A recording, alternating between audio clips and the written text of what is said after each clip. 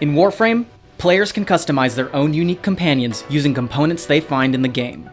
At Vulpin Props, we have 4 weeks and the combined skills of 7 artists to bring our MOA companion to life.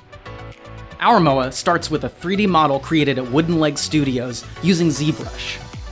This model needs to be split up into individual pieces, each small enough to fit inside a 3D printer. We're using 11 3D printers to create our MOA parts as quickly as possible. Even with 11 printers, it'll take around 12 days in total to print all the MOA pieces. It's important to strategize the order of printing. As soon as parts come off the printers, they need to be cleaned up and detailed. First, we remove any excess filament. Then we fix any imperfections using Bondo. Some of the pieces are small, hollow, and delicate. We're mixing up resin and filling in these little pieces to reinforce them. Other MOA parts are so big that we have to print them out in multiple pieces and combine them using epoxy and our own technique, ABS welding. Gluing parts together with hot ABS not only covers up the seam lines, but it will help these combined parts maintain their shape over time.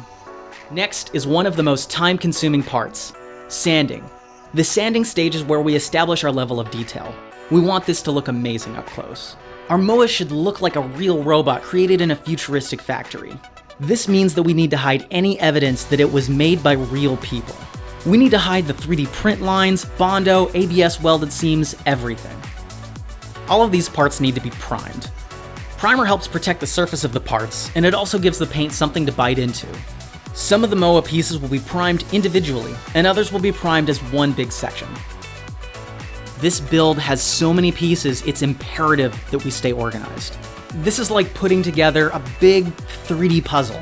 We don't want to lose anything or accidentally spend time working on duplicate pieces. So we have a guideline to make sure that we keep every piece labeled and stored properly.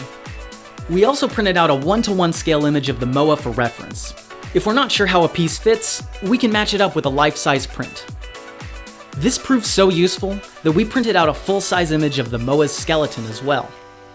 The MOA's skeleton is a steel frame that provides support and a central connecting point for all the different sections of our MOA. We're using a tube notcher and a multi-cutter saw to cut steel pipes, then fusing them together with a MIG welder. According to our cameraman, this is the most exciting part of the project. If our measurements here aren't exact, then our MOA pieces won't fit together. Harrison's trying a new experiment.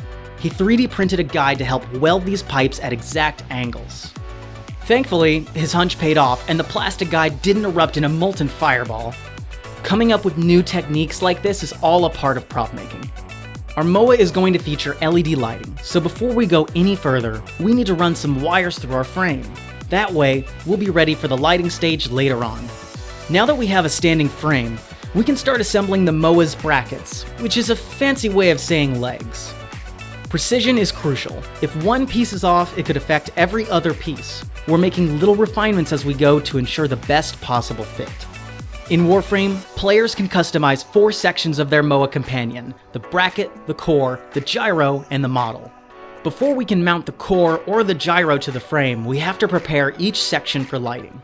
That means drilling holes through each section and running wires, then soldering lights together and making sure they fit in their sockets. Our MOA features nearly 70 LED lights. Now that all the parts are complete, it's time to paint the MOA. We start with a black base coat. This will ensure that the rest of the paint will look even across all sections. We're using urethane paint, which looks great and dries quickly. In order to save time, we're mixing paint with clear urethane to get a glossy finish. We're also using an expensive chrome paint, which contains super fine metal particles. The MOA has a lot of small details. In order to get each bit the right color, we need to tape mask each section before painting. Now it's time to assemble all the painted parts. We attach the MOA's joints and armor plates. The core, the gyro, and the model are attached with careful consideration for the electrical wires. The MOA is fully assembled, but it doesn't look real. We need to add some wear and tear, like scratches and grime. We weather the surface using acrylic paints and an airbrush. Then we dab the acrylic paint with alcohol to give the weathering a more messy, natural look. We've been using a temporary stand to keep our MOA upright, but we have something special for this display. A 30-pound steel disc with the Warframe logo carved into it using high-pressure water jets. In order to give this stand a nice finish, we're using an angle grinder with a flap wheel attachment to create a circular brushed steel pattern. After weeks of printing, sanding, welding, wiring, and painting, our MOA is finally finished. This project took 4 weeks and 7 artists to complete. Our robot companion stands 5 feet tall.